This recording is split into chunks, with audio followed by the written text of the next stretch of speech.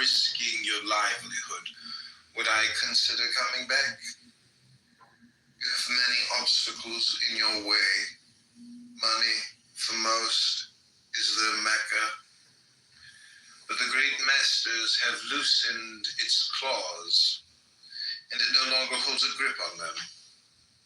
On the other hand, for those who are in love with the world, money is more precious than their sweet life, as if they were not even alive, because if they were, how could money be dearer? Measurements vary from hand to hand and from knee to knee. You do not possess the same standards as Muhammad. You've allowed the Pharaoh of your ego to take over your soul and have lost hold of the Moses of your spirit. They come and go without your permission, and you have no control over either of them. Hold on to Moses so that Pharaoh can never return. This dithering between right and wrong will not benefit you in the long run. Stains on the soul must be wiped clean. Even a speck inside will cause more harm than 1,000 stains on the outside. What kind of water could possibly wash off that inner stain? Perhaps a few water skins filled with tears. They must be honest tears. After cleansing, a penitent can anticipate safety and protection. Finally, he can sleep peacefully.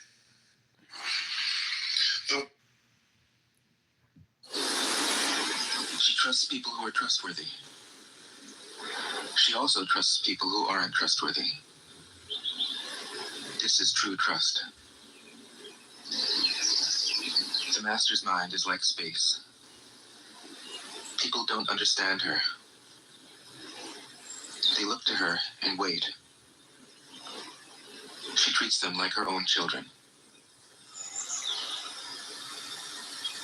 50. The master gives... Okay, I'm going to read from Rumi again. Here we go. It's another 3-minute clip. 2 men were traveling together as part of a group. One of them had a belt filled with gold coins, which he never parted with. The other man anxiously waited for the gold owner to fall asleep so he could rob him.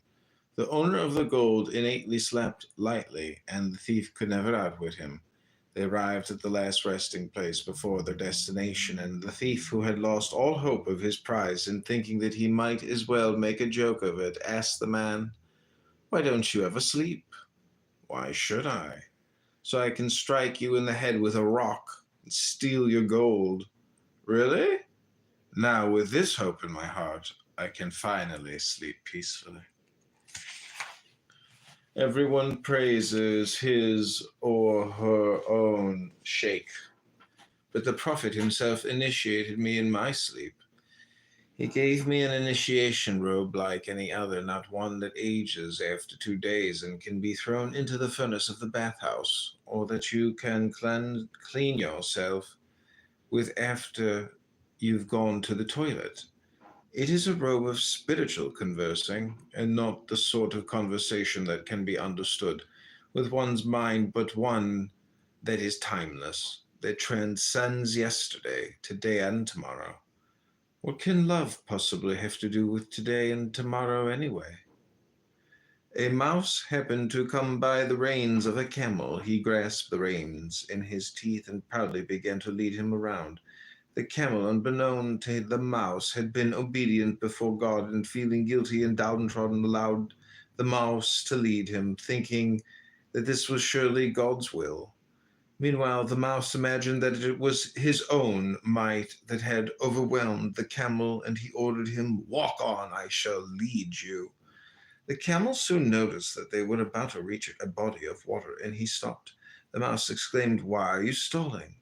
There's a wide stream before us. Allow me to see how deep it is. Stand back." The camel checked the depth of the water, stepped back, and told the mouse, "It's easy. Come. It's just up to my knee." "Yes, I can see that, but there's a difference between your knee and mine. Have you repented now to never be insolent again? And if you ever are, then display your insolence with one who has the same knee height as yourself," the camel said coyly. I've repented, repeated the mouse. "Now take me on your back, please." The camel knelt down to allow the mouse to climb onto his hump. He said, "If there's a stream, the river Jehun, or even the greatest sea ahead, have no fear. I will carry you forever, because I am fearless." Himself Two up men were to traveling. whatever the moment brings. Two men were traveling. He knows that he is going to die, and he has nothing left to hold on to. No illusions in his mind, no resistances in his body. He doesn't think about his actions. They flow from the core of his being. He holds nothing back from life. Therefore, he is ready for death, as a man is ready for sleep after a good day's work. 51. Every being in the universe is an expression of the Tao.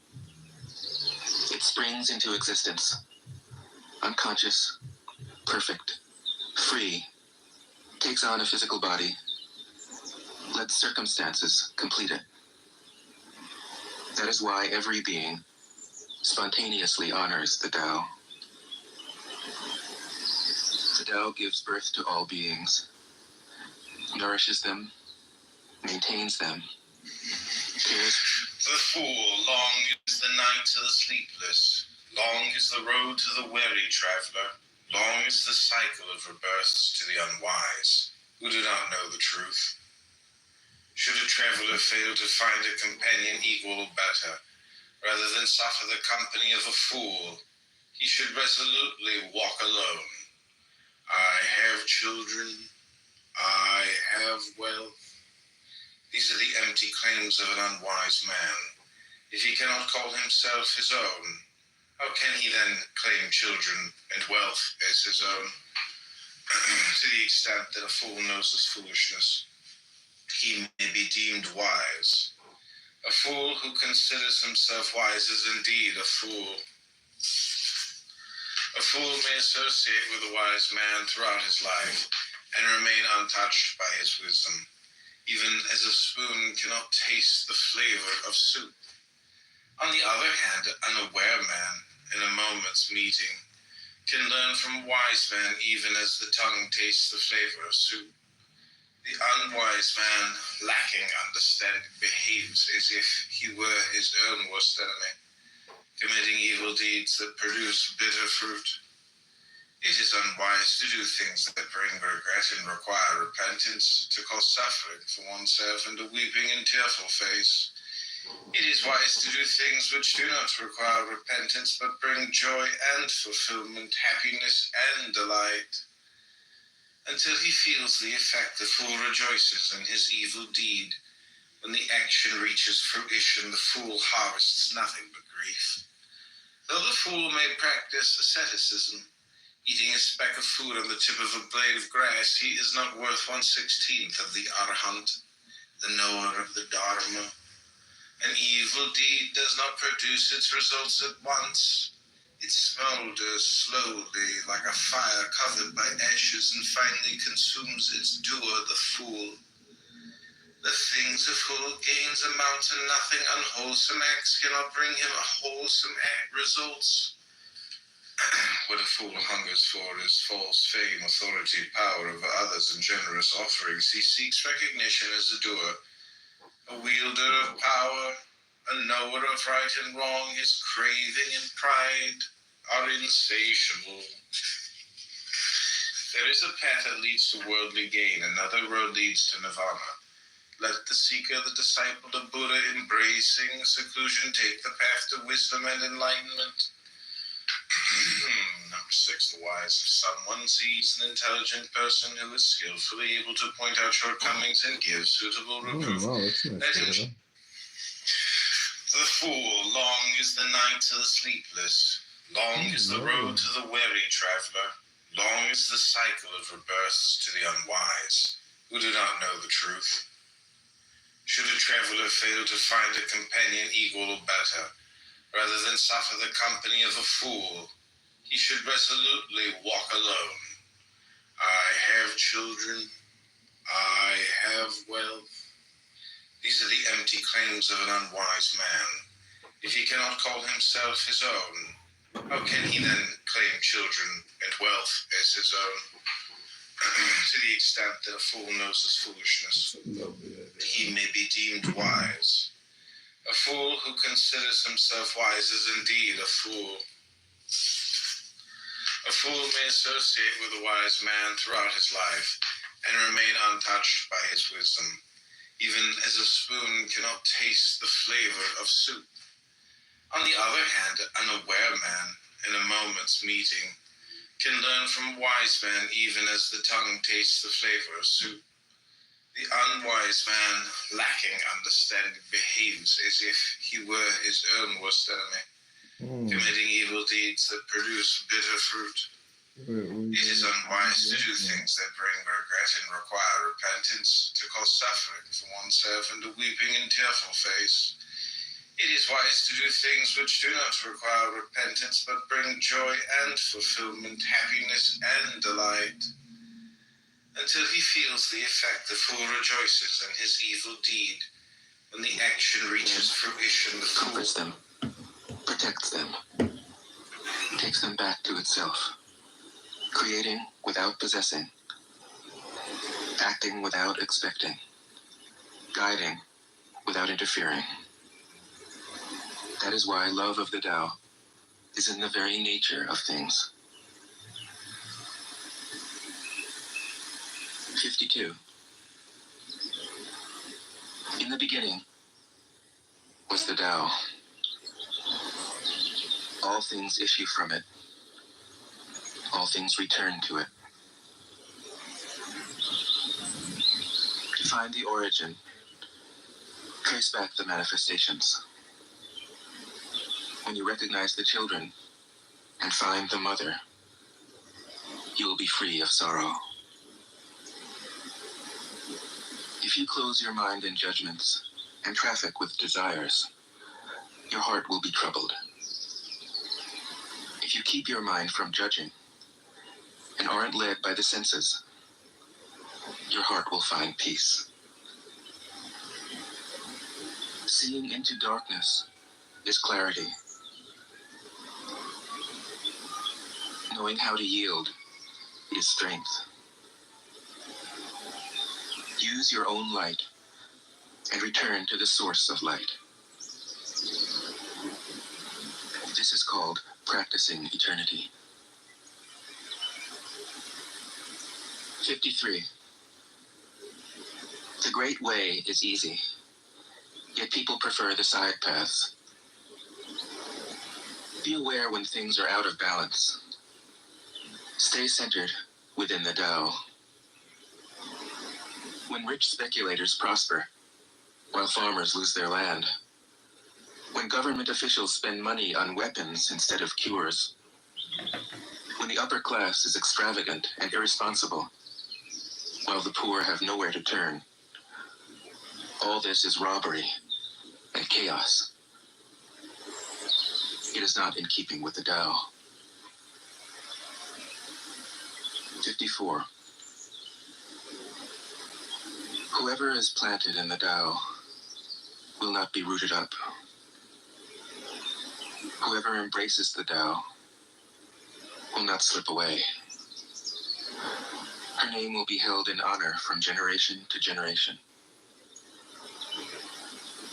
Let the Tao be present in your life, and you will become genuine. Let it be present in your family, and your family will flourish. Let it be present in your country, and your country will be an example to all countries in the world. Let it be present in the universe, and the universe will sing. How do I know this is true? By looking inside myself. 55. He who is in harmony with the Tao is like a newborn child. Its bones are soft, its muscles are weak, but its grip is powerful. It doesn't know about the union of male and female, yet its penis can stand erect. So intense is its vital power. It can scream its head off all day, yet it never becomes hoarse. So complete is its harmony. The Master's power is like this. He lets all things come and go effortlessly, without desire. He never expects results. Thus he is never disappointed. He is never disappointed. Thus, his spirit never grows old. 56. Those who know don't talk. Those who talk don't know. Close your mouth. Block off your senses. Blunt your sharpness. Untie your knots. Soften your glare. Settle your dust. This is the primal identity. Be like the Tao.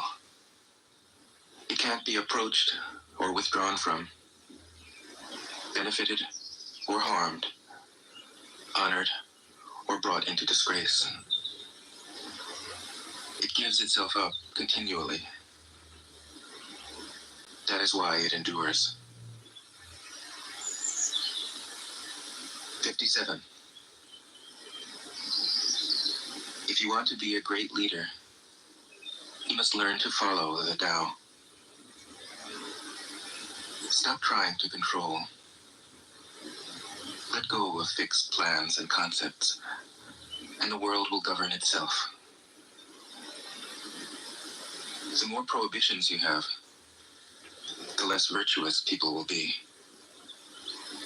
The more weapons you have, the less secure people will be. The more subsidies you have, the less self-reliant people will be. Therefore, the Master says, I let go of the law, and people become honest. I let go of economics, and people become prosperous. I let go of religion, and people become serene. I let go of all desire for the common good, and the good becomes common as grass. 58. If a country is governed with tolerance, the people are comfortable and honest. If a country is governed with repression, the people are depressed and crafty. When the will to power is in charge, the higher the ideals, the lower the results. Welcome to Subscribe Podcast, Scotty. Did you see? Hey, there you is, Alan. What's going on? Scott's coming at you live here, ready to come on to subscribepodcast.com. Did you see I featured you on my YouTube? No, which one? Oh, just type in Dr. Appel and it's Dr. Scott Jones. What is it? Just Dr. what? go on YouTube, type in Steve Appel, Scott Jones. It kind of went viral. YouTube, okay. Just type in. And then I go Steve Appel, Scott Jones, Yeah. just search. Yeah.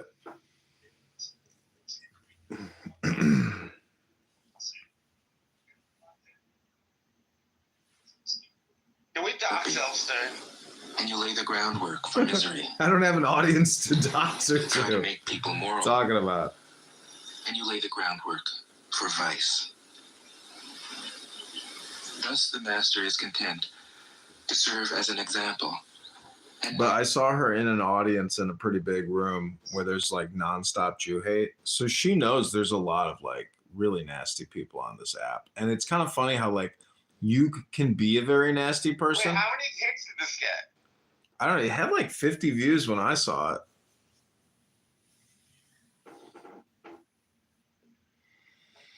It's nothing like interesting. It's just like, I I could tell he was going to end the show. And so whenever Steve spoke, I was like, fuck it, I'm going to film him. Because it's like a bunch of platitudes. It's so stupid. It's technically like all the other rooms. It's basic. Every room is basically a show about nothing. Because there's just not enough compression to actually do any research or go in depth into anything. And it just always ends up being people getting angry and frustrated that people are talking over each other. It's the dumbest. If you really analyze what's happening here, it's basically like the chillism show where they propose that everybody remains chill. And then the whole show is nothing but people having emotional outbursts. It's kind of funny. I got into it with Dr. James today a little bit. Yeah, he's really wound up very tight. Yeah, he was not happy with what I said. That's all right. What did you say to him?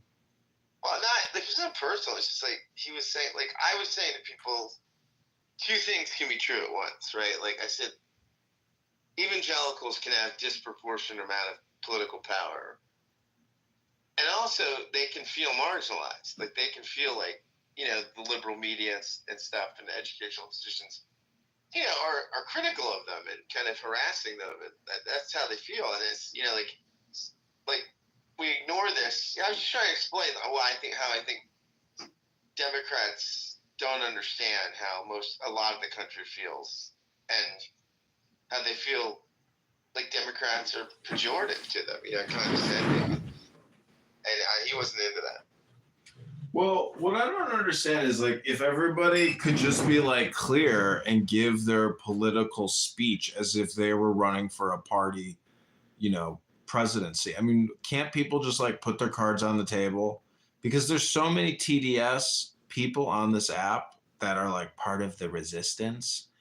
And I mean, everybody's a hypocrite, but you know, it is what it is.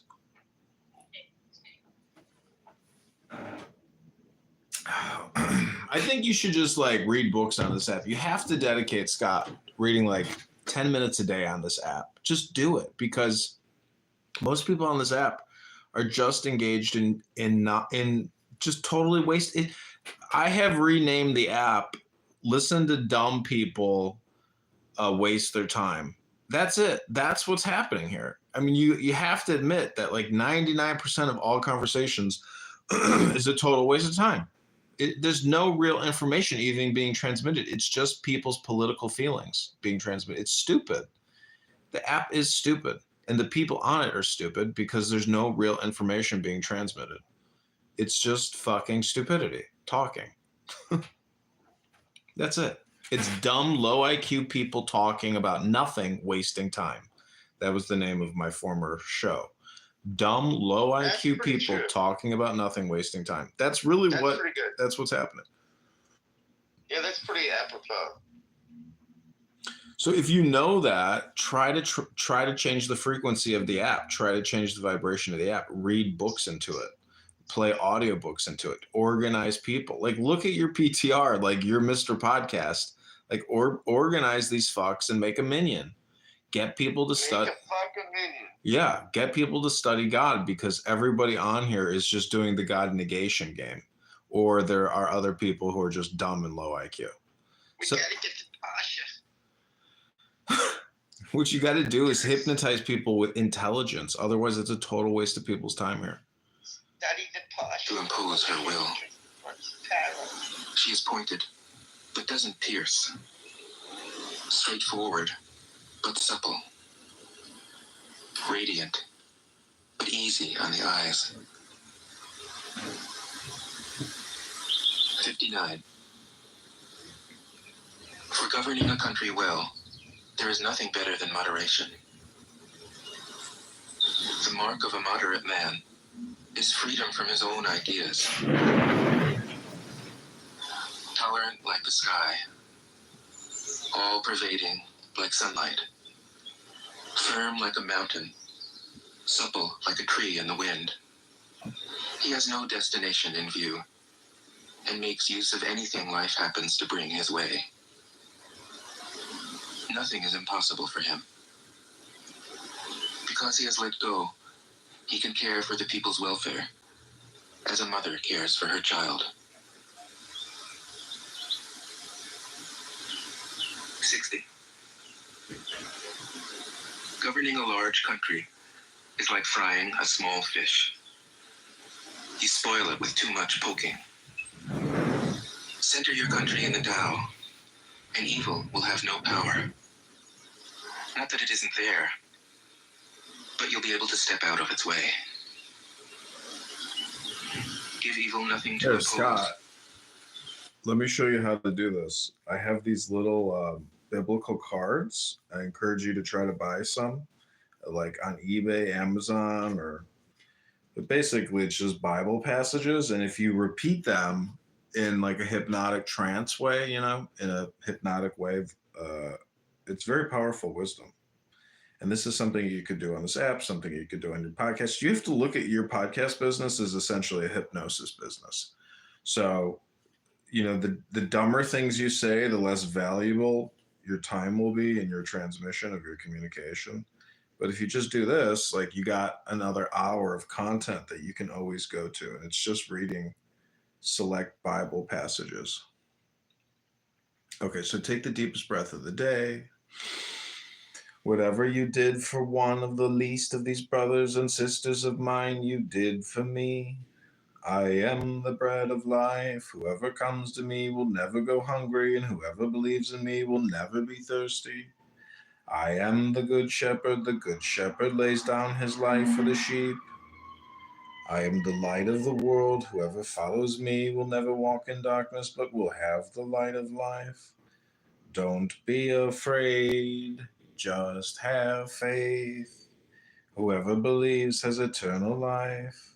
Don't let your hearts be troubled. Trust in me and trust also in me. Do to others whatever you would like them to do to you. Your Father knows what you need before you ask him. If two of you agree here on earth concerning anything you ask, my Father in heaven will do it for you. I am with you always to the end of the age. Your Father already knows your needs.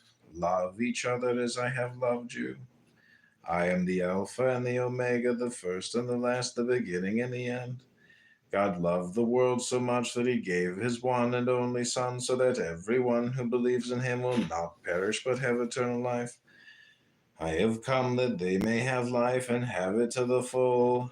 My grace is sufficient for you, for my strength is made perfect in weakness. Blessed are the poor in spirit, for theirs is the kingdom of heaven. Be happy, yes, leap for joy, for a great reward awaits you in heaven. Blessed are those who mourn, for they will be comforted. Anything is possible if a person believes. Your faith has saved you. Go in peace. My Father's will is that everyone who looks to the Son and believes in him shall have eternal life. It is more blessed to give than to receive. You can pray for anything, and if you believe that you've received it, it will be yours. Blessed are those who hunger and thirst for righteousness. You will be blessed. I will come back and take you to be with me, that you also may be where I am. Everyone who lives in me and believes in me will never die. Anyone who believes in me will live. Peace be with you. Come to me, all you who are weary and burdened, I will give you rest. I am humble and gentle at heart, and you will find rest for your souls. Where two or three are gathered together in my name, I am there in the midst of them. Where your treasure is, there your heart will be also. If you believe, you will receive whatever you ask for in prayer. Whatever you ask in my name, that I will do. Nothing shall by any means hurt you. Rejoice because your names are written in heaven. How much more will the Heavenly Father give the Holy Spirit to those who ask him? Freely you have received, freely give. Ask and you will receive, that your joy may be full. I have prayed for you, that your faith may not fail. When the Spirit of truth comes, he will guide you into all the truth. Be encouraged, my child, your sins are forgiven. Rejoice and be glad, for your reward is great in heaven. Peace I leave with you, my peace I give to you. The Son of Man came to seek and to save the lost. I will not leave you as orphans, I will come to you. And it will disappear by itself. 61. When a country obtains great power, it becomes like the sea. All streams run downward into it. The more powerful it grows, the greater the need for humility. Humility means trusting the Tao, thus never needing to be defensive. A great nation is like a great man. When he makes a mistake, he realizes it. Having realized it, he admits it. Having admitted it, he corrects it. He considers those who point out his faults as his most benevolent teachers. He thinks of his enemy as the shadow that he himself casts. If a nation is centered in the Tao, if it nourishes its own people and doesn't meddle in the affairs of others, it will be a light to all nations in the world. 62. The Tao is the center of the universe, the good man's treasure, the bad man's refuge. Honors can be bought with fine words. Respect can be won with good deeds. But the Tao is beyond all value, and no one can achieve it. Thus, when a new leader is chosen, don't offer to help him with your wealth or your expertise. Offer instead to teach him about the Tao. Why did the ancient masters esteem the Tao? Because being one with the Tao, when you seek, you find. And when you make a mistake, you are forgiven. That is why everybody loves it. 63. Act without doing. Work without effort. Think of the small as large, and the few as many. Confront the difficult while it is still easy. Accomplish the great task by a series of small acts. The master never reaches for the great. Thus she achieves greatness. When she runs into a difficulty, she stops and gives herself to it. She doesn't cling to her own comfort. Thus, problems are no problem for her. 64. What is rooted is easy to nourish. What is recent is easy to correct. What is brittle is easy to break. What is small is easy to scatter. Prevent trouble before it arises. Put things in order before they exist. A giant pine tree grows from a tiny sprout. The journey of 1,000 miles starts from beneath your feet. Rushing into action, you fail. Trying to grasp things, you lose them. Forcing a project to completion, you ruin what was almost ripe. Therefore, the master takes action by letting things take their course. He remains as calm at the end as at the beginning. He has nothing, thus has nothing to lose. What he desires is non-desire. What he learns is to unlearn. He simply reminds people of who they have always been. He cares about nothing but the Tao. Thus, he can care for all things. 65. The ancient masters didn't try to educate the people, but kindly taught them to not know. When they think that they know the answers, people are difficult to guide. When they know that they don't know, people can find their own way. If you want to learn how to govern, avoid being clever or rich. The simplest pattern is the clearest. Content with an ordinary life, you can show all people the way back to their own true nature.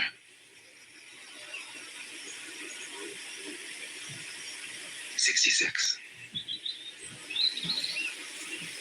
All streams flow to the sea because it is lower than they are. Humility gives it its power. If you want to govern the people, you must place yourself below them. If you want to lead the people, you must learn how to follow them. The master is above the people, and no one feels oppressed. She goes ahead of the people, and no one feels manipulated. The whole world is grateful to her because she competes with no one. No one can compete with her. 67. Some say that my teaching is nonsense. Others call it lofty, but impractical. But to those who have looked inside themselves, this nonsense makes perfect sense. And to those who put it into practice, this loftiness has roots that go deep. I have just 3 things to teach: simplicity, patience, compassion. These 3 are your greatest treasures. Simple in actions and in thoughts, you return to the source of being. Patient with both friends and enemies, you accord with the way things are. Compassionate toward yourself, you reconcile all beings in the world. 68. The best athlete wants his opponent at his best. The best general enters the mind of his enemy. The best businessman serves the communal good. The best leader follows the will of the people. All of them embody the virtue of non-competition. Not that they don't love to compete, but they do it in the spirit of play. In this, they are like children and in harmony with the Tao. 69. The generals have a saying: rather than make the first move, it is better to wait and see. Rather than advance an inch, it is better to retreat a yard.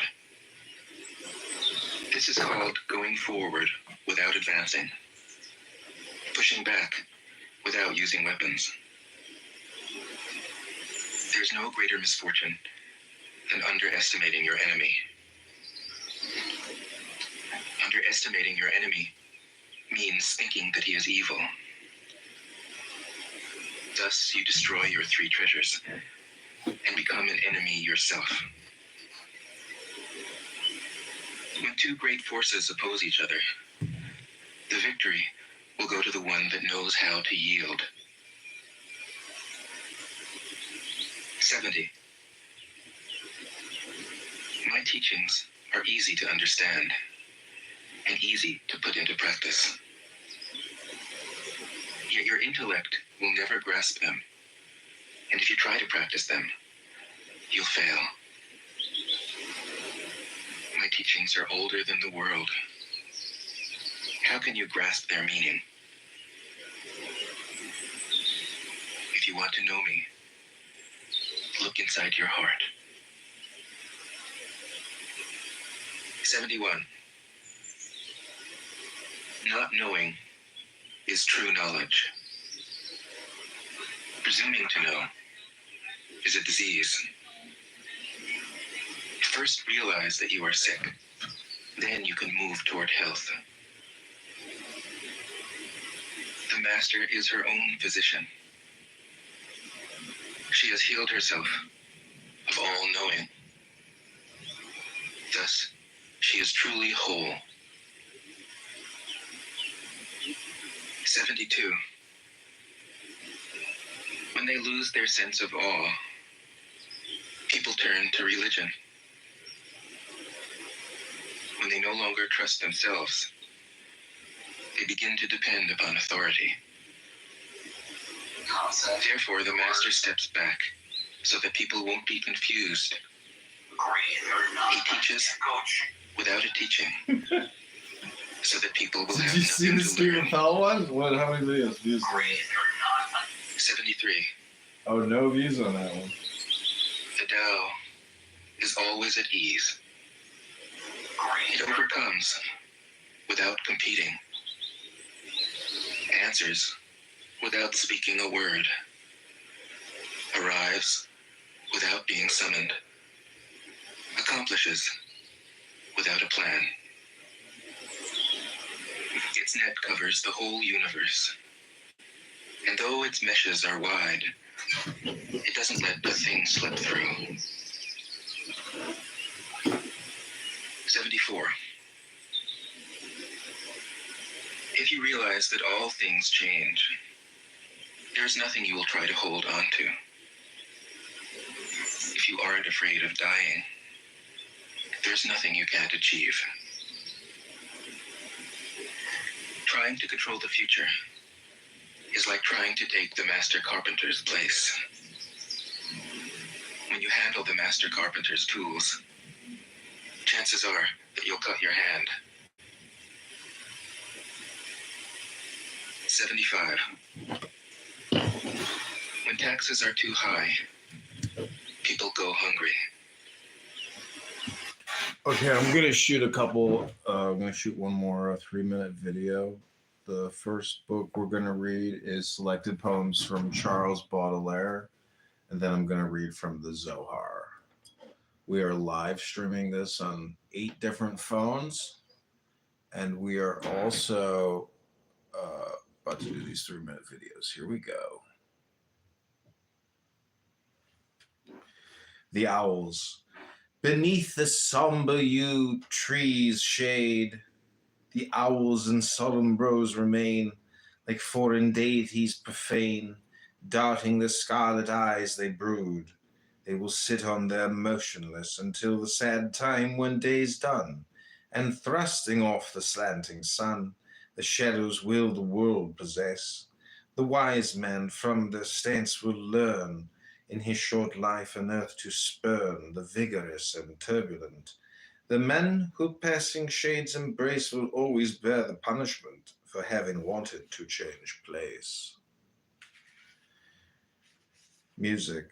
Beethoven. Music often takes me like a sea to my star pale beneath a hanging mist of boundless sky. I blithely sail, breast forward, and my lungs swell out with air like canvas full.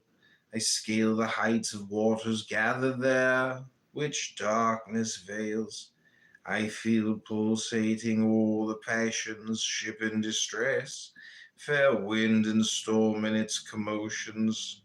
On the abyss, rock me, at times dead calm, vast reflection there of my despair. Joyful death, spleen. In fertile earth, heavy and full of snails, I want to dig myself a hollow grave and leisurely stretch out my mortal coil and sleep. a shark forgotten in the waves. I hate Old Testaments and funerals. Rather than beg the world a tear to give, I'd ask the crows to bleed my carcass foul at all extremities while I still live. Oh, worms! Dark neighbors without eyes or ears, behold a free and joyful corpse appear. Calm revelers, the offspring of decay, show no remorse, and on my ruined feed, you may still give it some new agony. This soulless corpse, old dead among the dead. The cracked bell, spleen. Bitter and sweet it is on winter eves to listen as the fire smoke's flickering, while dulled and distant memories revive, and far across the mist the church bells ring. Heavy the bell with accent vigorous, which age though it be is quick and well, and still sends out its cry religious, like an old soldier standing sentinel. My soul is cracked, and when in its despair it wants its voice to fill the cold night air, it often happens that its accents wane, sound like the rattle of a wounded man left by a pool of blood beneath the dead, who dies quite still his desperate struggle made. Spleen, I have more memories than 1,000 years. Yowls. Beneath the somber yew, beneath the somber When the government is too intrusive, shade. people lose their spirit. Act for the people's benefit. Trust them. Leave them alone. 76. Men are born soft and supple. Dead, they are stiff and hard. Plants are born tender and pliant. Dead, they are brittle and dry. Thus, whoever is stiff and inflexible is a disciple of death. Whoever is soft and yielding is a disciple of life. The hard and stiff will be broken. The soft and supple will prevail. 77. As it acts in the world, the Tao is like the bending of a bow. The top is bent downward. The bottom is bent up. It adjusts excess and deficiency so that there is perfect balance. It takes from what is too much and gives to what isn't enough. Those who try to control, who use force to protect their power, go against the direction of the Tao. They take from those who don't have enough and give to those who have far too much. The master can keep giving because there is no end to her wealth.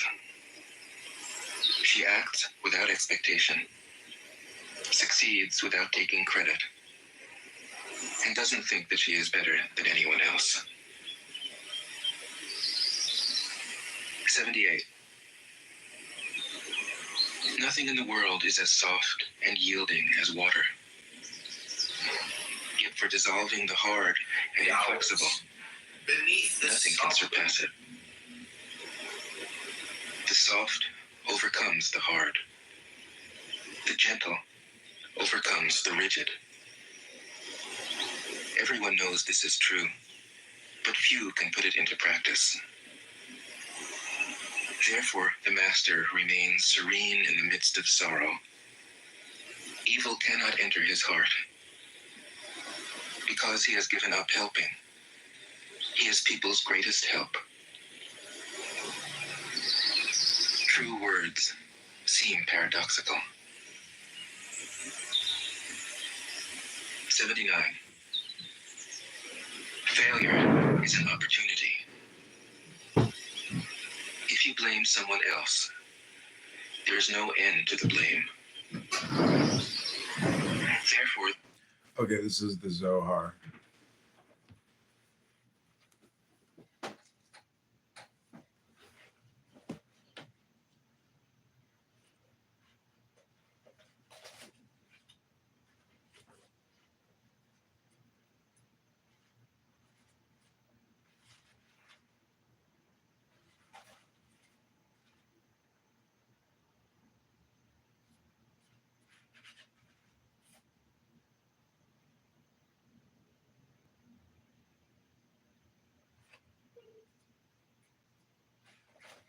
I gotta try to find something that'll take me like 3 minutes to read. I wanna.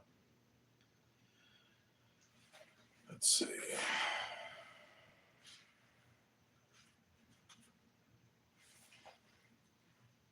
Okay. This is called Is There Anyone Like Moses?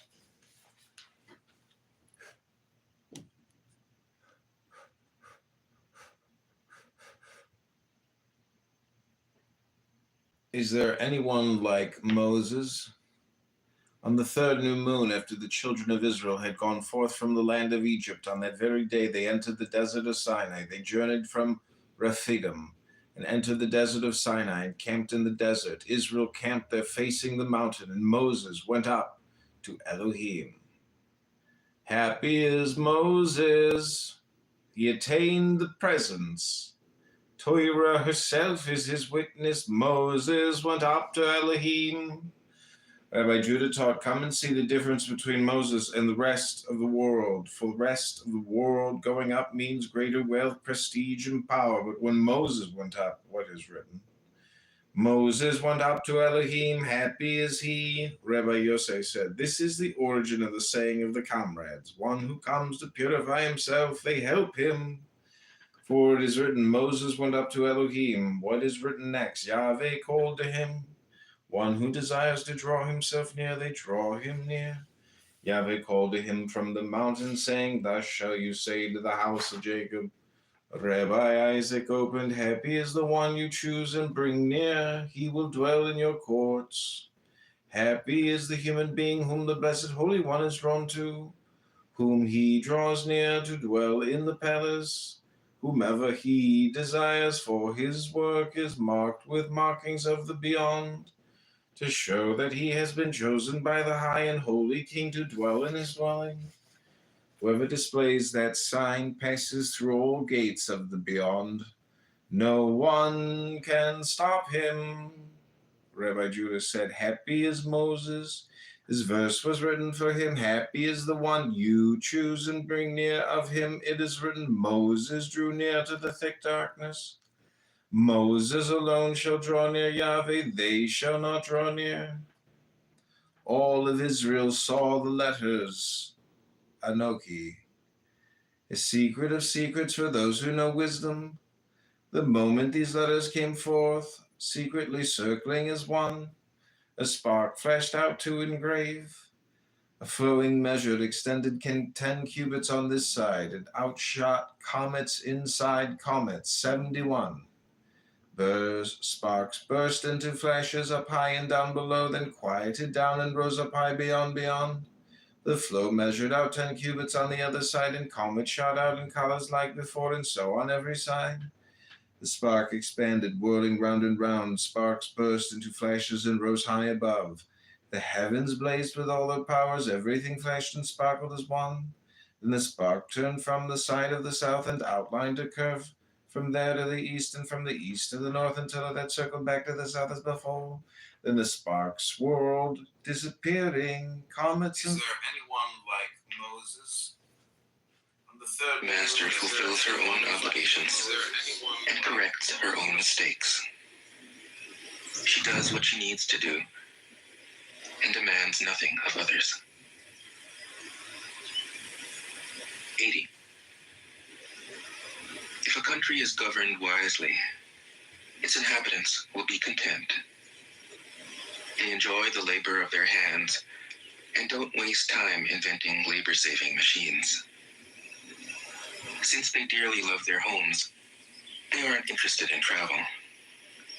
There may be a few wagons and boats, but these don't go anywhere. There may be an arsenal of weapons, but nobody ever uses them. People enjoy their food, take pleasure in being with their families, spend weekends working in their gardens, delight in the doings of the neighborhood. And even though the next country is so close that people can hear its roosters crowing and its dogs barking, they are content to die of old age without ever having gone to see it. 81. True words aren't eloquent, Eloquent words aren't true. Wise men don't need to prove their point. Men who need to prove their point aren't wise. The master has no possessions. The more he does for others, the happier he is.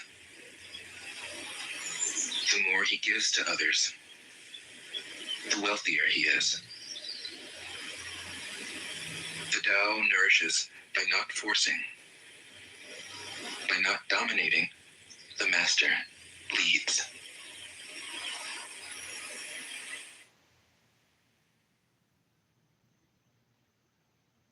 Okay, that's the Tao Te Ching.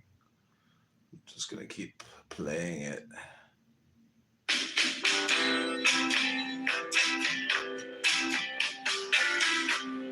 But first, the message from L. Stein. Have I complained to you yet Tao Te today? Ching can be translated as the book of the imminence of the way. 4. The Tao is like a well, used but never used up.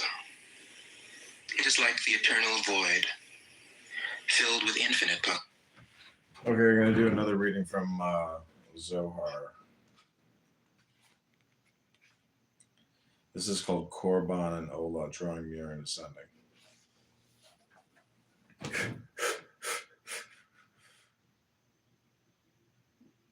Korban and Ola, drawing near and descending, he called to Moses. Yahweh spoke to him from the tent of meeting, saying, "Speak to the children of Israel and say to them, when any of you brings Korban to Yahweh." Rabbi Hezekiah was in the presence of Rabbi Shimeon. He said to him, "That which is called Korban, it should be called Kuruv, drawing near, or Kervut, nearness. Why Korban?" Rabbi Shimeon replied, "This is well known to the comrades. Korban, the drawing near of those holy crowns, drawing near to one another, connecting with each other, until all turn into one, complete oneness, to perfect the holy name, as it is written, Korban the Yahweh. The drawing near of those holy crowns is to Yahweh, so that the holy name be perfected and united, so that compassion fills all the worlds, and the holy name be crowned with its crowns, and everything be sweetened. All this is intended to arouse compassion, not to arouse judgment. Therefore to Yahweh, not to Elohim, to Yahweh.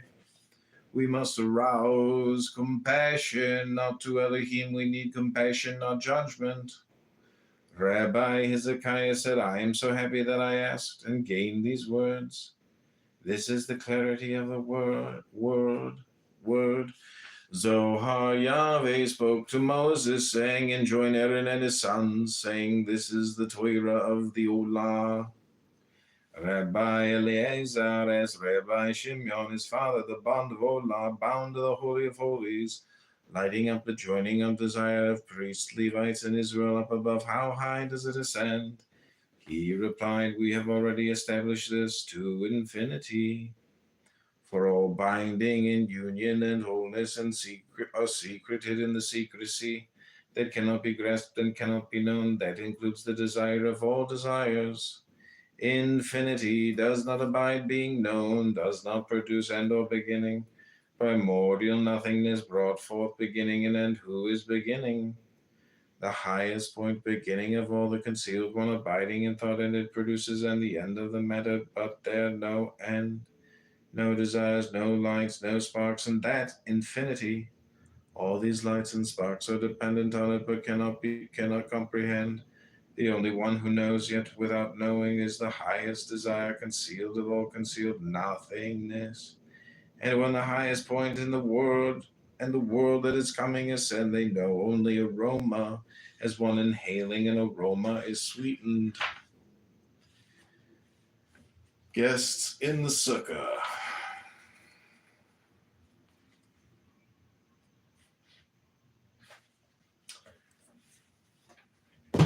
Okay, that's Zohar. abilities.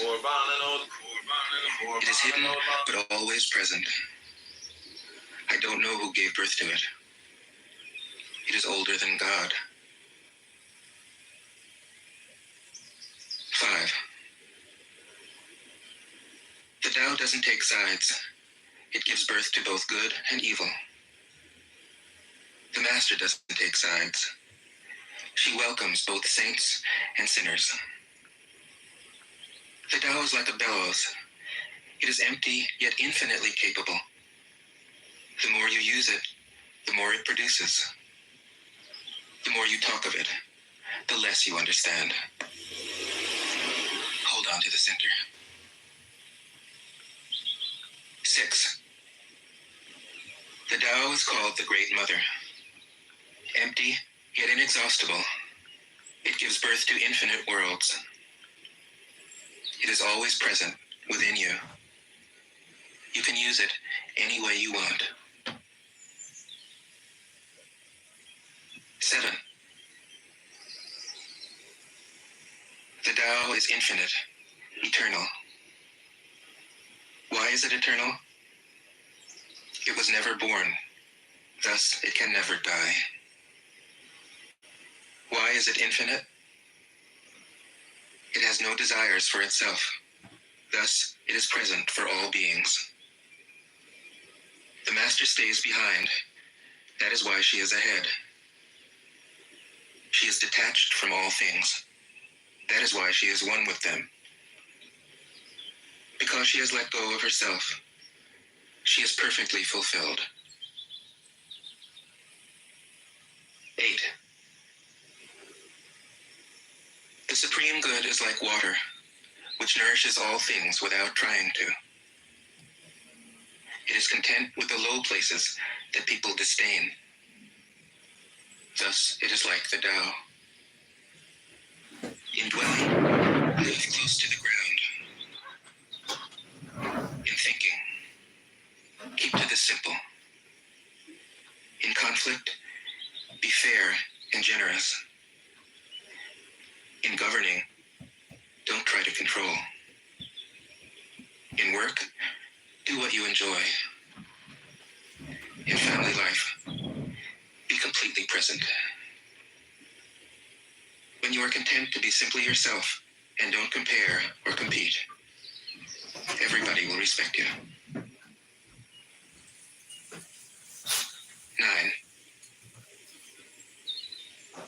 Fill your bowl to the brim, and it will spill. Keep sharpening your knife, and it will blunt. Chase after money and security, and your heart will never unclench.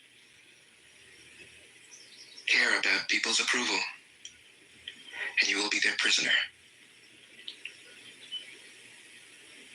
Do your work, then step back. The only path to serenity. 10. Can you coax your mind from its wandering and keep to the original oneness? Can you let your body become supple as a newborn child's? Can you cleanse your inner vision until you see nothing but the light? Can you love people and lead them without imposing your will? Can you deal with the most vital matters by letting events take their course? Can you step back from your own mind and thus understand all things? Giving birth and nourishing, having without possessing, acting with no expectations, leading and not trying to control. This is the supreme virtue. 11.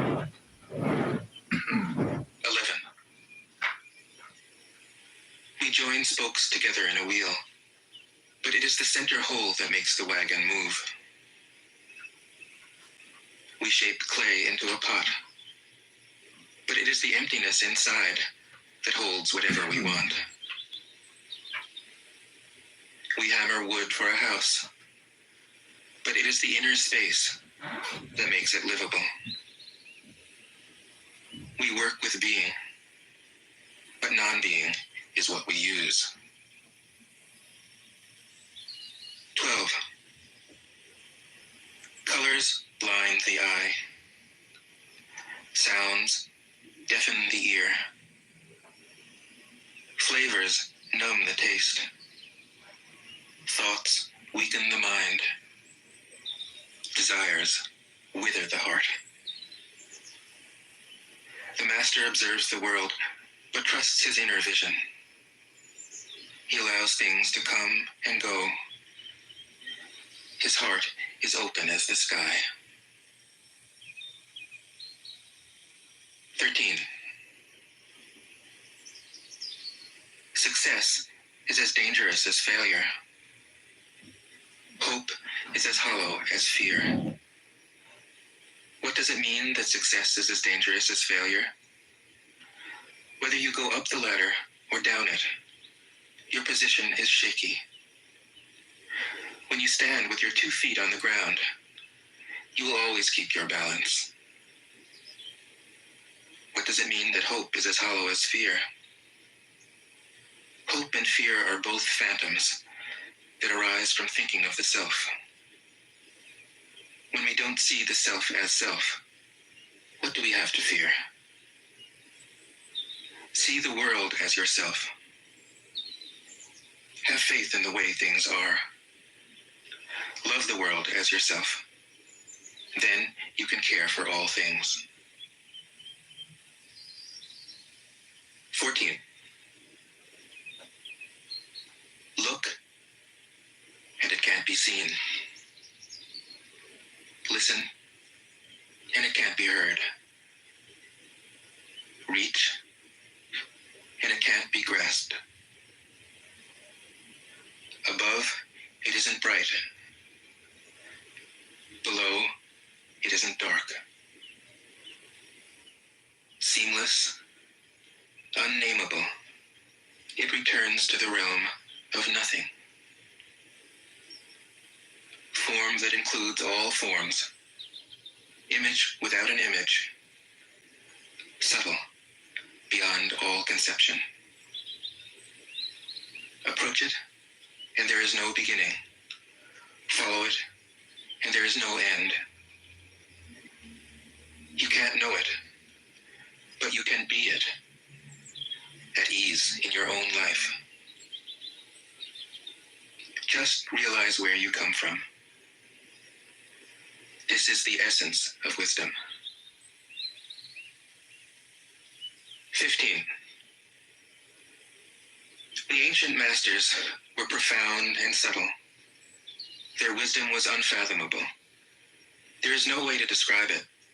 All we can describe is their appearance. They were careful as someone crossing an iced-over stream, alert as a warrior in enemy territory, courteous as a guest, fluid as melting ice, shapeable as a block of wood, receptive as a valley, clear as a glass of water. Do you have the patience to wait till your mud settles and the water is clear? Can you remain unmoving till the right action arises by itself? The master doesn't seek fulfillment. Not seeking, not expecting. She is present and can welcome all things. 16. Empty your mind of all thoughts. Let your heart be at peace. Watch the turmoil of beings, but contemplate their return. Each separate being in the universe. Okay, this is another 3-minute meditation. This is called Meditation on Non-Death, number 13.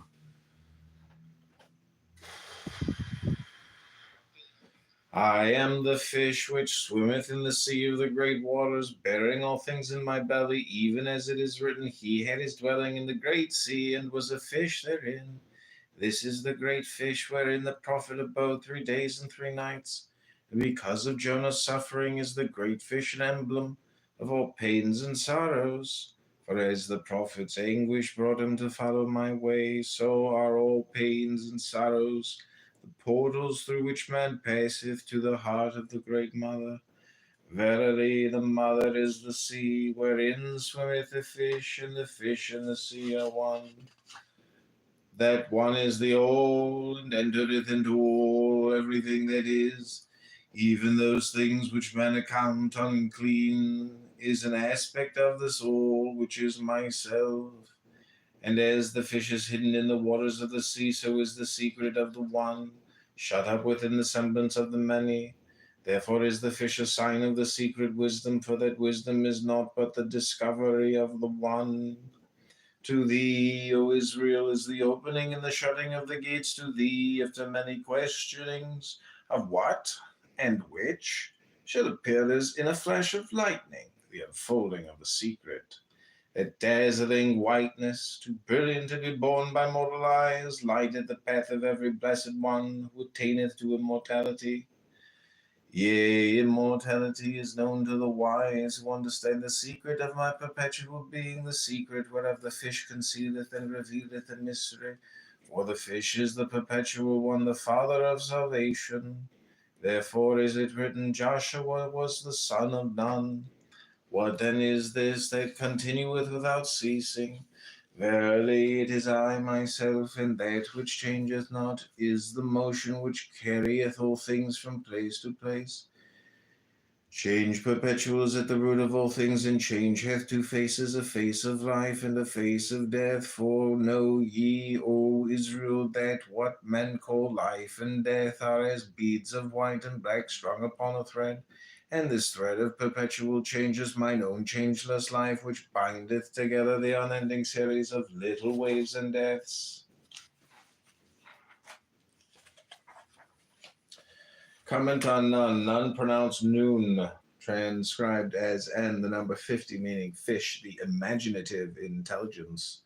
The quotation, he had his dwelling in the great sea and was a fish therein, is from the Zohar, or Book of Splendor. The great sea, of course, is Binah. The prophet is Jonah, IVNH, signifying a dove. Note well that the dove is the bird of Venus, and that the great fish mentioned in Jonah 1:17 is Dag Gadol, DGGDVL, for which the numeral value is 50, the same as that of the letter Nun. I am the fish which returns to the common source. Returning to the source is serenity. If you don't realize the source, you stumble in confusion and sorrow. When you realize where you come from, you naturally become tolerant, disinterested, amused, kind-hearted as a grandmother, dignified as a king. Immersed in the wonder of the Tao, you can deal with whatever life brings you. And when death comes, you are ready. 17. When the master governs, the people are hardly aware that he exists. Next best is a leader who is loved. Next, one who is feared. The worst is one who is despised. If you don't trust the people, you make them untrustworthy. The master doesn't talk, he acts. When his work is done, the people say, amazing, we did it, all by ourselves. 18. When the great Tao is forgotten, goodness and piety appear. When the body's intelligent,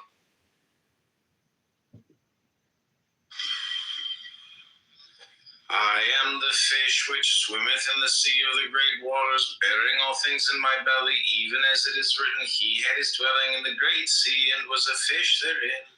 This is the great fish wherein the prophet abode 3 days and 3 nights.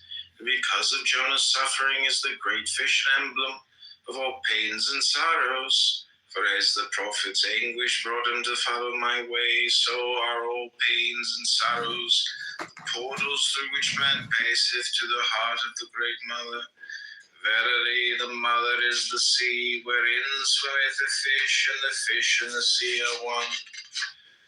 That one is the all, and entereth into all everything that is, even those things which men account unclean, is an aspect of the soul, which is myself. And as the fish is hidden in the waters of the sea, so is the secret of the one, shut up within the semblance of the many. Therefore is the fish a sign of the secret wisdom, for that wisdom is not but the discovery of the one. To thee, O Israel, is the opening and the shutting of the gates to thee, after many questionings of what and which shall appear this in a flash of lightning, the unfolding of the secret. That dazzling whiteness, too brilliant to be borne by mortal eyes, lighteth the path of every blessed one who attaineth to immortality. Yea, immortality is known to the wise who understand the secret of my perpetual being, the secret whereof the fish concealeth and revealeth the mystery. For the fish is the perpetual one, the father of salvation. Therefore is it written, Joshua was the son of Nun. What then is this that continueth without ceasing? Verily, it is I myself, and that which changeth not is the motion which carrieth all things from place to place. Change perpetual is at the root of all things, and change hath two faces, a face of life and a face of death. For know ye, O Israel, that what men call life and death are as beads of white and black strung upon a thread. And this thread of perpetual change is mine own changeless life, which bindeth together the unending series of little waves and deaths. Comment on Nun. Nun pronounced noon, transcribed as and the number 50, meaning fish, the imaginative intelligence. The quotation, he had his dwelling in the great sea and was a fish therein, is from the Zohar, or Book of Splendor. The great sea, of course, is Binah. The prophet is Jonah, IVNH, signifying a dove. Note well that the dove is the bird of Venus, and that the great fish mentioned in Jonah 1:17 is Dab.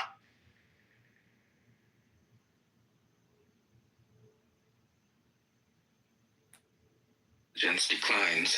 Hey, Matt, what's this Cleverness artwork? and knowledge step Comedian by forth. Mauricio Callan worth $6.2 million. What? When there is no peace in the family, filial piety begins. When the country falls into chaos, patriotism is born. 19. Throw away holiness and wisdom, and people will be 100 times happier. Throw away morality and justice, and people will do the right thing. Throw away industry and profit, and there won't be any thieves. If these three aren't enough, just stay at the center of the circle and let all things take their course. 20. Stop thinking and end your problems. What difference between yes and no? What difference between success and failure? Must you value what others value? Avoid what others avoid? How ridiculous. Other people are excited, as though they were at a parade. I alone don't care. I alone am expressionless, like an infant before it can smile. Other people have what they need. I alone possess nothing. I alone drift about, like someone without a home. I'm like an idiot. My mind is so empty. Other people are bright. I alone am dark. Other people are sharp. I alone am dull. Other people have a purpose. I alone don't know. I drift like a wave on the ocean. I blow as aimless as the wind. I am different from ordinary people. I drink from the Great Mother's breasts. 21. The Master keeps her mind always at one with the Tao. That is what gives her her radiance. The Tao is ungraspable. How can her mind be at one with it? Because she doesn't cling to ideas. The Tao is dark and unfathomable. How can it make her radiant? Because she lets it. Since before time and space were, the Tao is. It is beyond is and is not. How do I know this is true? I look inside myself and see. 22. If you want to become whole, let yourself be partial. If you want to become straight, let yourself be crooked. If you want to become full, let yourself be empty. If you want to be reborn, let yourself die. If you want to be given everything, give everything up. The Master, by residing in the Tao, sets an example for all beings. Because he doesn't display himself, people can see his light. Because he has nothing to prove, people can trust his words. Because he doesn't know who he is, people recognize themselves in him. Because he has no goal in mind, everything he does succeeds. When the ancient masters said, if you want to be given everything, give everything up, they weren't using empty phrases. Only in being lived by the Tao can you be truly yourself. 23. Express yourself completely, then keep quiet. Be like the forces of nature. When it blows, there is only wind. When it rains, there is only rain. When the clouds pass, the sun shines through. If you open yourself to the Tao, you are at one with the Tao, and you can embody it completely. If you open yourself to insight, you are at one with insight, and you can use it completely. If you open yourself to loss, you are at one with loss, and you can accept it completely. Open yourself to the Tao, then trust your natural responses, and everything will fall into place. 24. He who stands on tiptoe doesn't stand firm. He who rushes ahead doesn't go far. He who tries to shine dims his own light. He who defines himself can't know who he really is. He who has power over others can't empower himself. He who clings to his work will create nothing that endures. If you want to accord with the Tao, just do your job, then let go. 25. There was something formless and perfect before the universe was born. It is serene, empty, solitary, unchanging, infinite, eternally present. It is the mother of the universe. For lack of a better name, I call it the Tao. It flows through all things, inside and outside, and returns to the origin of all things. The Tao is great. The universe is great. Earth is great. Man is great. These are the four great powers. Man follows the earth. Earth follows the universe. The universe follows the Tao. The Tao follows only itself. 26. The heavy is the root of the light. The unmoved is the source of all movement. Thus the master travels all day without leaving home. However splendid the views, she stays serenely in herself. Why should the lord of the country flit about like a fool? If you let yourself be blown to and fro, you lose touch with your root. If you let restlessness move you, you lose touch with who you are. 27.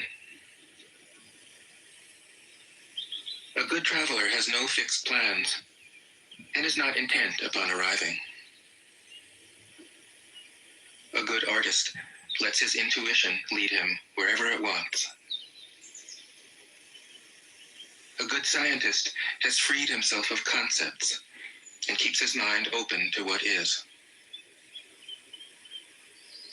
Thus the master is available to all people and doesn't reject anyone. He is ready to use all situations and doesn't waste anything. This is called embodying the light. What is a good man but a bad man's teacher? What is a bad man but a good man's job? If you don't understand this, you will get lost, however intelligent you are. It is the great secret. 28. Know the male, yet keep to the female. Receive the world in your arms. If you receive the world, the Tao will never leave you, and you will be like a little child. Know the white, yet keep to the black. Be a pattern for the world.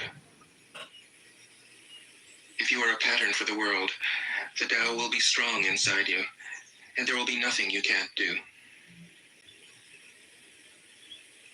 Know the personal, yet keep to the impersonal. Accept the world as it is. If you accept the world, the Tao will be luminous inside you, and you will return to your primal self. The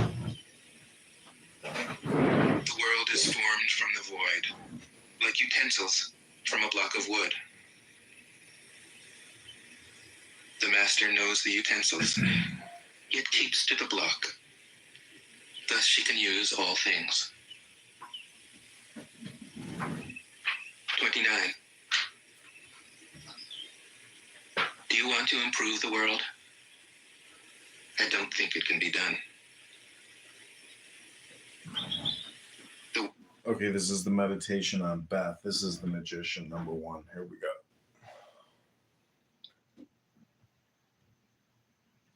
The meditation on Beth. One and one only am I in essence, changeless, indivisible, concealing within my being the 10 lights of divine emanation. In this mine unalterable unity, am I supreme and none is equal unto me. Yet though I myself remain unchanged throughout eternity, my power doth manifest itself in ceaseless change. They err who speak of my changelessness in essence, as if it were fixity in operation. That which changeth not is mine own nature, but this includeth the possibility of infinite diversity in ways and works. For the uninstructed this is a stumbling block. Confused by words of double meaning, they perceive not that this mine immutable nature is an essence whose first ground is life, and not mere being. Thou knowest me not, O Israel, if thou regardest me only as he who is. They know me indeed who know that I am he who liveth. I am life itself, and without mind there is no life. I am the essence of mind, and the essence of mind is will. Of my will are created wills are but reflections, and the essence of that will, what is it but desire? I am life eternal, and I am the eternal longing for manifestation, because of which I bring forth the shining worlds. For this do I divide myself, becoming two. Of these two, the first is the crown of my primal will. This my superior nature standeth above the world, which floweth forth from mine act of knowing, yet even the superior nature is to mine inmost essence as something outside, and therefore is it to me as Beth my house, for I am within it. And it is an emanation from me, nevertheless I fill my dwelling place, hence it is written that the Supreme is distinguished from the crown by name only. In my supreme abode stand I as the onlooker, because of mine unwavering contemplation the stream of manifestation continueth on its course. Whatsoever existeth hath its beginning in my will, continueth in my will, and by my will cometh at last to its appointed end. Then this indeed there is no other will in all the universe, yet in it do all creatures have a part. From my substance all things derive their substance, and all that hath form is built from my fourfold elemental manifestation. Four are the subtle principles, which the wise conceal from the uninitiate by the names of fire, water, air, and earth. The meditation on Beth. The world is sacred. One only. It can't be improved. If you tamper with it, you'll ruin it. If you treat it like an object, you'll lose it. There's a time for being ahead, a time for being behind, a time for being in motion, a time for being at rest, a time for being vigorous, a time for being exhausted, a time for being safe, a time for being in danger. The Master sees things as they are, without trying to control them. She lets them go their own way and resides at the center of the circle. 30. Whoever relies on the Tao in governing men doesn't try to force issues or defeat enemies by force of arms. For every force, there is a counterforce. Violence, even well-intentioned, always rebounds upon oneself. The Master does his job and then stops. He understands that the universe is forever out of control, and that trying to dominate events goes against the current of the Tao. Because he believes in himself, he doesn't try to convince others. Because he is content with himself, He doesn't need others' approval because he accepts himself. The whole world accepts him. 31. Weapons are the tools of violence. All decent men detest them. Weapons are the tools of fear. A decent man will avoid them, except in the direst necessity. The meditation on Beth. One and one only am I in essence, changeless, indivisible, concealing within my being the 10 lights of divine emanation. In this mine unutterable unity am I supreme, and none is equal unto me.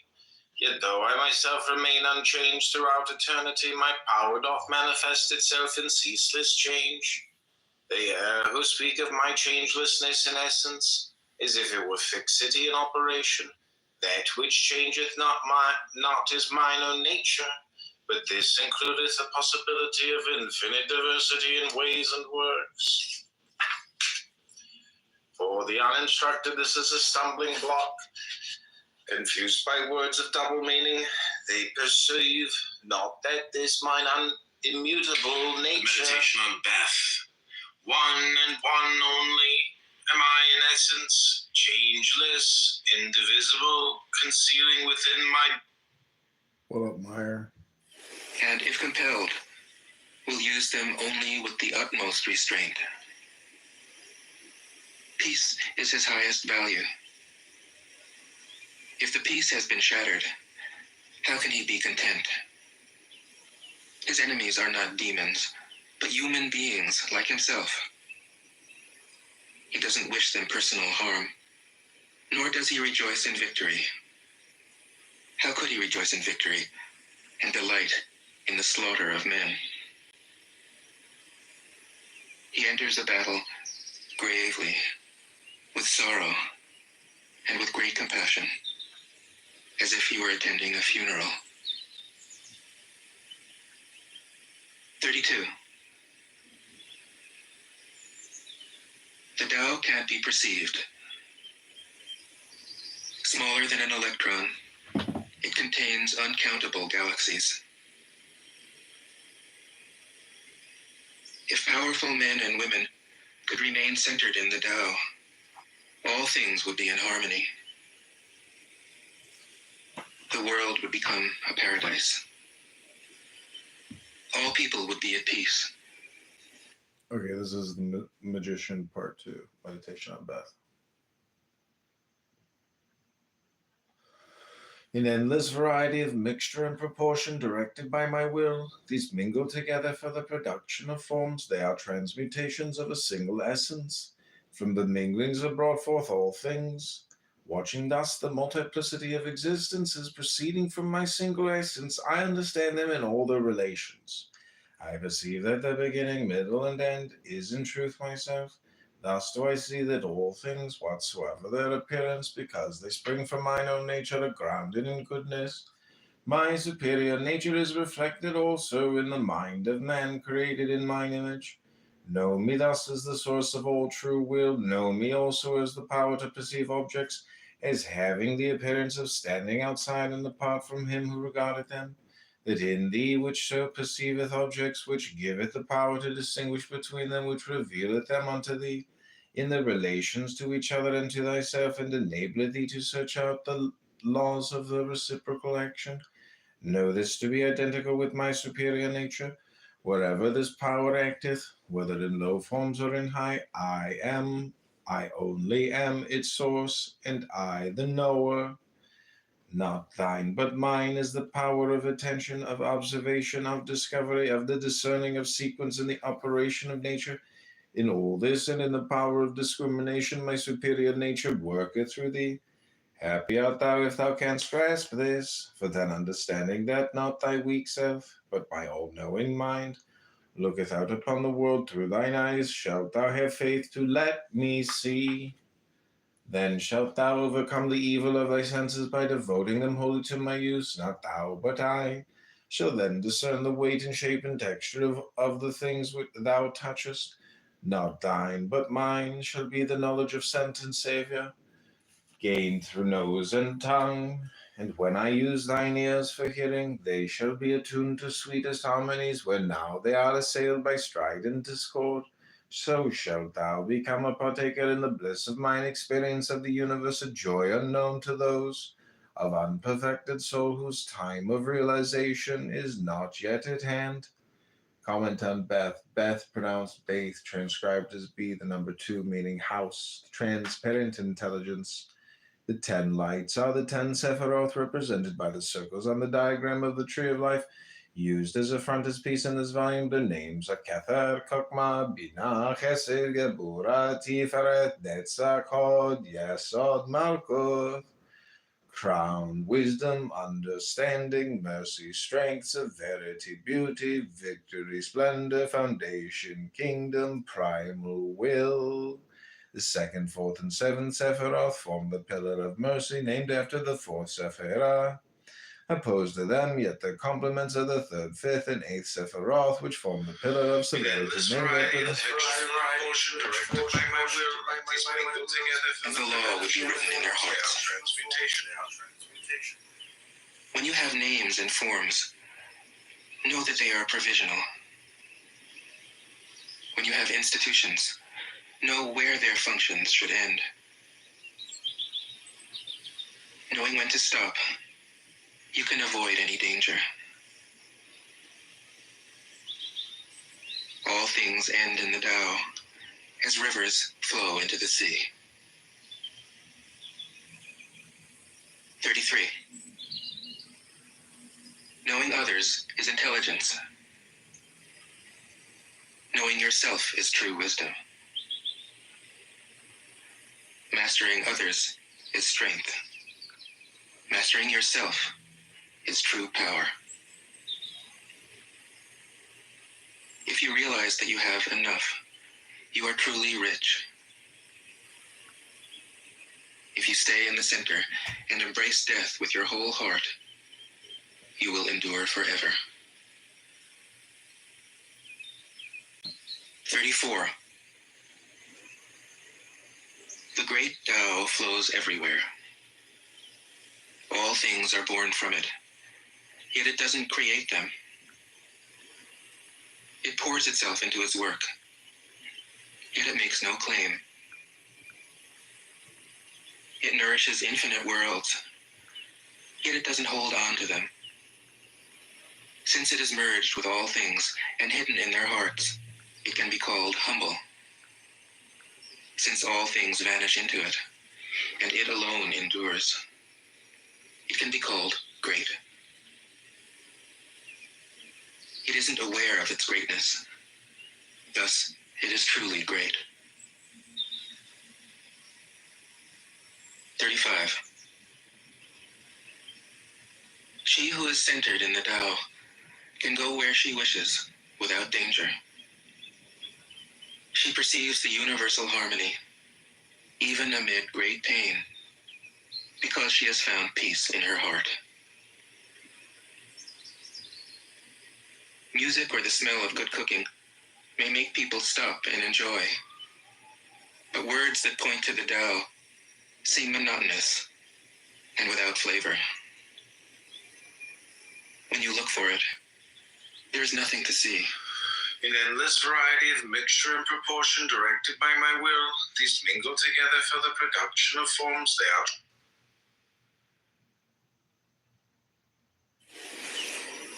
When you listen for it, there is nothing to hear. When you use it, it is inexhaustible. 36. If you want to shrink something, you must first allow it to expand. If you want to get rid of something, you must first allow it to flourish. If you want to take something, you must first allow it to be given. This is called the subtle perception of the way things are. The soft, overcomes the hard. The slow overcomes the fast. Let your workings remain a Oh, look, it's that gay guy, Kevin. mystery. This is called the subtle perception of the way things are. The soft overcomes the hard.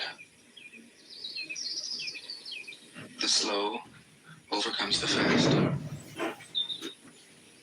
Let your workings remain a mystery. Just show people the results. 37. The Tao never does anything, yet through it all things are done. If powerful men and women could center themselves in it, the whole world would be transformed by itself in its natural rhythms. People would be content with their simple, everyday lives, in harmony and free of desire.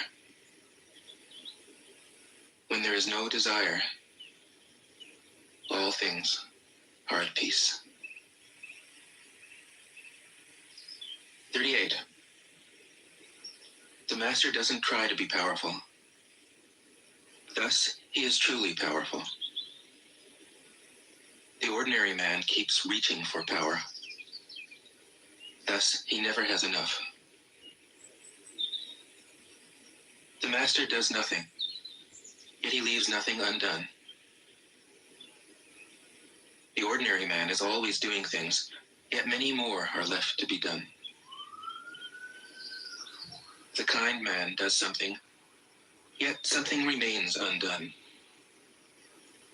The just man does something, and leaves many things to be done.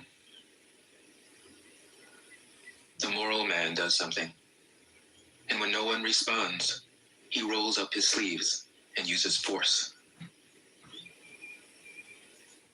When the Tao is lost, there is goodness. When goodness is lost, there is morality. When morality is lost, there is ritual. Ritual is the husk of true faith, the beginning of chaos. Therefore, the master concerns himself with the depths and not the surface, with the fruit and not the flower. He has no will of his own. He dwells in reality and lets all illusions go. 39. In harmony with the Tao, the sky is clear and spacious. The earth is solid and full. All creatures flourish together, content with the way they are, endlessly repeating themselves, endlessly renewed. When man interferes with the Tao, the sky becomes filthy. The earth becomes depleted. The equilibrium crumbles. Creatures become extinct. The master views the parts with compassion because he understands the whole. His constant practice is humility. He doesn't glitter like a jewel, but lets himself be shaped by the Tao, as rugged and common as a stone. 40. Return is the movement of the Tao. Yielding is the way of the Tao. All things are born of being. Being is born of non-being. 41. When a superior man hears of the Tao, he immediately begins to embody it. When an average man hears of the Tao, he half believes it, half doubts it. When a foolish man hears of the Tao, he laughs out loud. If he didn't laugh, it wouldn't be the Tao. Thus it is said, the path into the light seems dark. The path forward seems to go back. The direct path seems long. True power seems weak. True purity seems tarnished. True steadfastness seems changeable. True clarity seems obscure. The greatest art seems unsophisticated. The greatest love seems indifferent. The greatest wisdom seems childish. The Tao is nowhere to be found, yet it nourishes and completes all things. I think they're just going to kick it down the road until the end of January. Let the Trump people handle it. Doesn't that create an opportunity where you can help, like kicking the can down the road, giving it to the next guy? If Trump's administration does something good about it, then I think that just makes it tougher for Democrats down the road. Yeah, but the Democrats are such a shambles.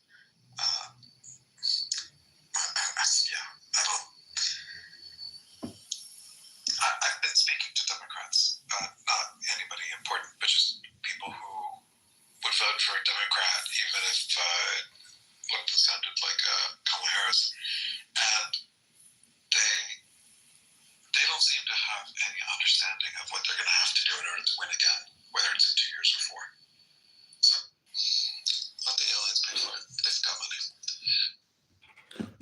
So Scott, I'm just typing in Roger Mayhem. Possible that Jules is actually Brent on a burner account. Just possible.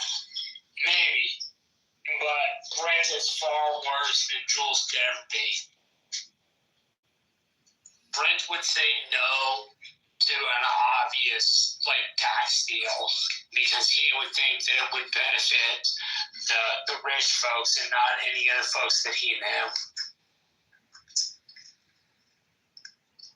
Brent would say no to a good idea if it walked up and smacked him in the face, essentially. Well, yeah, and then he would deny ever saying it.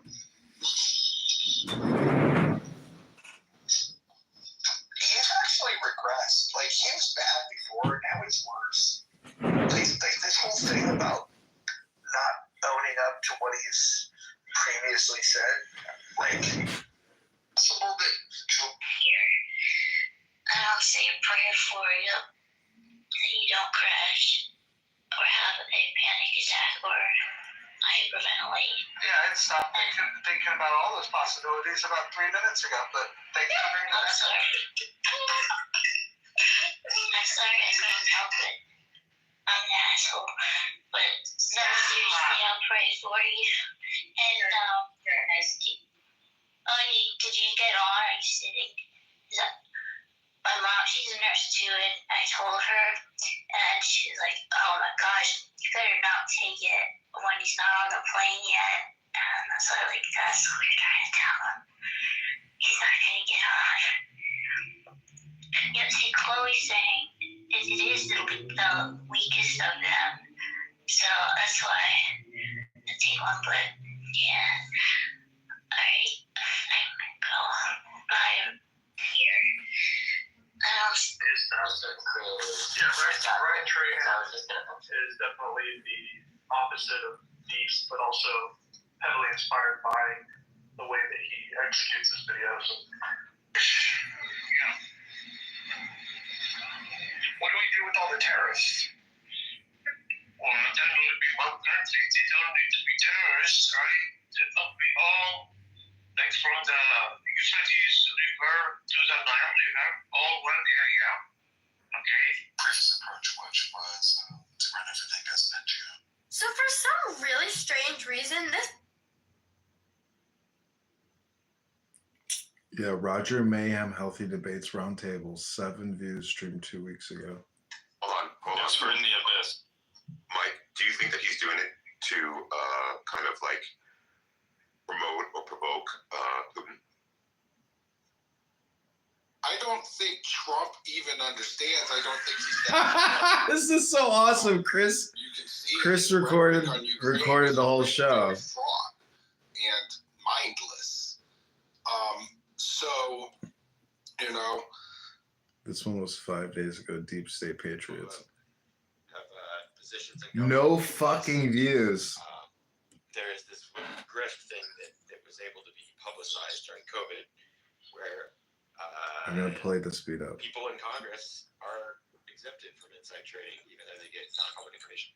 So good luck. It's just too much financial chaos to know making the other side of the trade.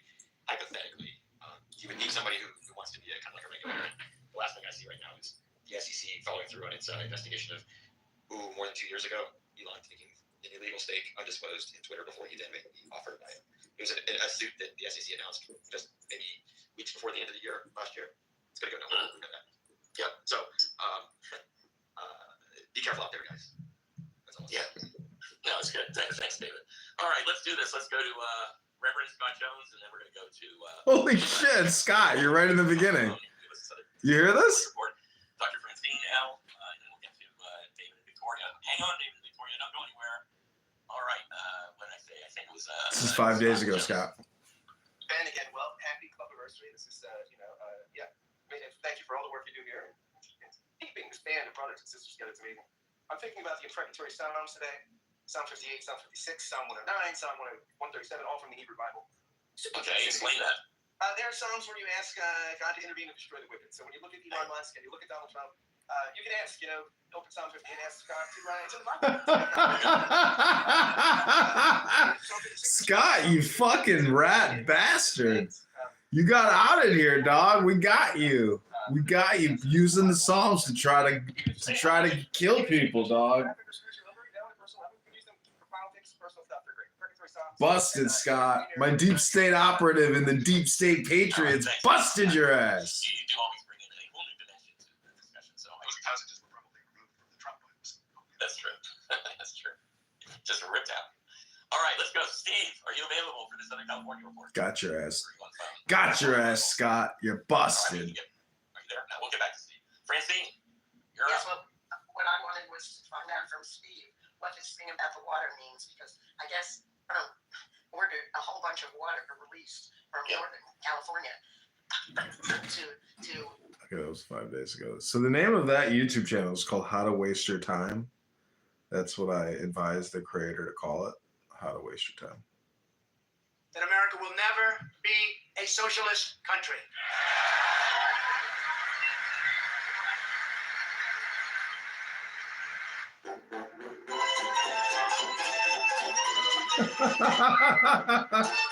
It's true. We're fucking socialists as can be. help Southern California fight fires, but it's the wrong.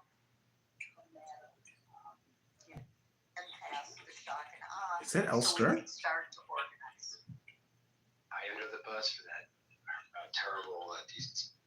The alleged or whatever they're doing hijacking of our treasury, which we should all be very fearful of, because as we've alluded to in the room, I mean, it's one thing to be a 200, 500 billionaire. It's a whole nother magnitude of control and power when you're controlling a $20 trillion economy. So therein lies I think the carrot that motivates a guy like Musk and Trump and his acolytes to privatize our country in a way that they would all enrich themselves off of, which remains to be seen how that would be played out.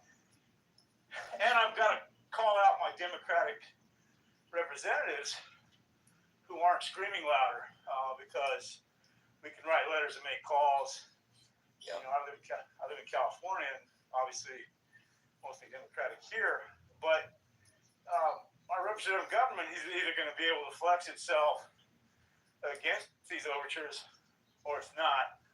And I think if we just lay down, I mean, we're seeing the media capitulate. We're seeing social media capitulate, and I just don't know, Ben. It's exhausting. You know, it's like Totally. Yeah, so I just keep hope alive to champion Barack Obama's campaign, but you know it's tough. I mean, it's and then traveling. I mean, Ben, you're in Africa.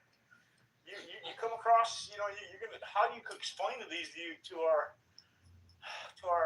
fellow African citizens of the world of what we're doing? I mean, I don't want to travel anymore because every conversation, because they understand and they know what we do over here. They know our politics sometimes better than we do. Yeah. And I've had my share of horrible arguments and discussions about our failings as a great nation. And I think we're headed for another 4 years of that. Thank you, Ben. I'll end there. Keep hope alive. And enjoy the listening here and the great comments. So thank you. Great. Thanks, David. Really appreciate it. Okay, where am I? I'm looking at the thing here.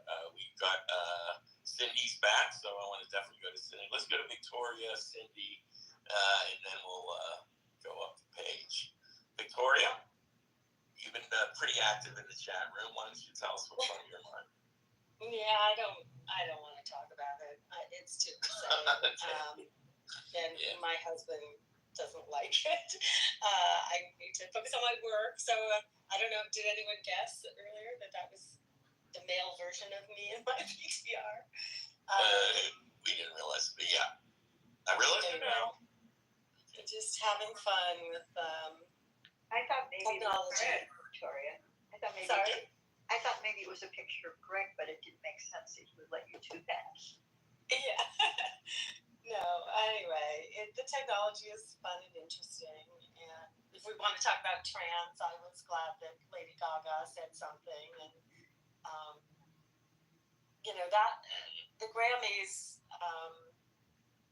and someone else said how the diversity of the people and the talent, you know, that's the stuff that makes our culture and our country so rich.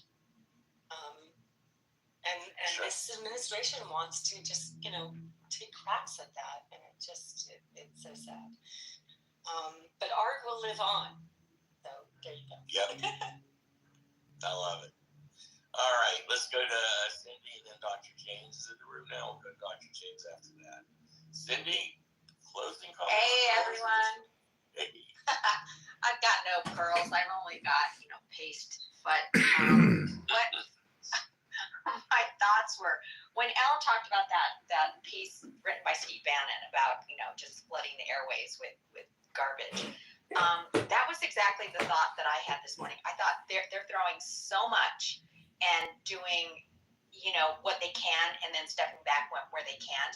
And I feel like that's what it's all about. It's like keep us in the whirlwind so we can't stop and get our focus and pick a direction.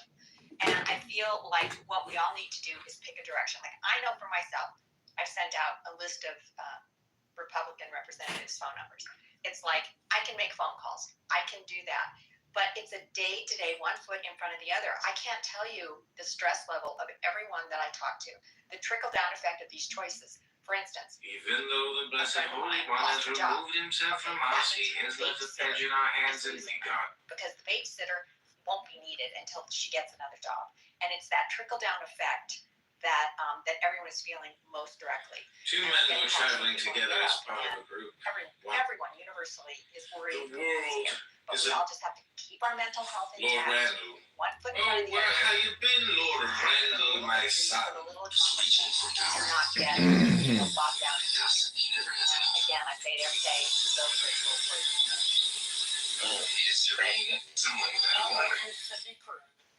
Yes, it wouldn't be the same without you. We love you, Cindy. Okay, where are we? Dr. James. Waiting on. The path overcomes the odds. No enlightenment today. I just wanted to say good morning, and I'm here and I'm listening. Okay, that helps. That's good. Oh my goodness, look, guys, I totally didn't look up above. Andrea, you've been sitting here. Quietly, Jesus, so quiet. I'd like you to give us that. This is not a time to be quiet. Exactly. Speak up, young lady. Get loud. I'm slowly in the middle of losing my mind slowly and trying not to. Dance. This is a good example. You go see Alvin Ailey. Hey, listen, some black people dance Alvin Ailey better than other black people, and they have the same training. They're doing the same choreography. They've been doing Revelations for 20 years. But there was something about Judith James. And it is not simply that she was 8 feet 9 and was the most beautiful person in the history of the world. I mean, that helps. But there was something about how she presented the line while doing a jeté across the stage. Latte. Anyway. So, Jeff, you should stick on the genius point and don't let the constructiveness get you off of it. Because some of this shit is inexplicable. No, I do stick on that.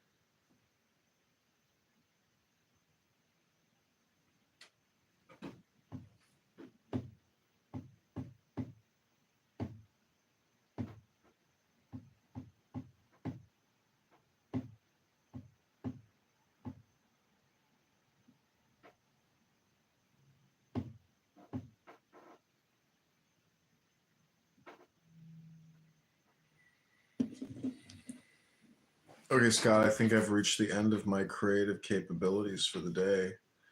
I'm switching back over to auto mode. We're jumping into the clown house. Here we go. Only way we can change things for the better is if we do it together. Because that's what we all want. We all want a better future for our grandchildren as well. I mean, I want my kids are working, they're big now. But just like in America, buying a house is a problem. But I'm lucky, I got 3 children. And when I bought my house, it was 40,000 guilders. My first house, which was roughly about 20,000 euros. And today it's worth 380,000 euros times 3.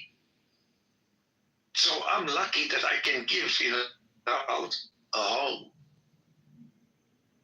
But there's a lot of parents that are unable to do that, and my heart breaks for that because every parent wants a good life for their child. This is why I empathize with refugees.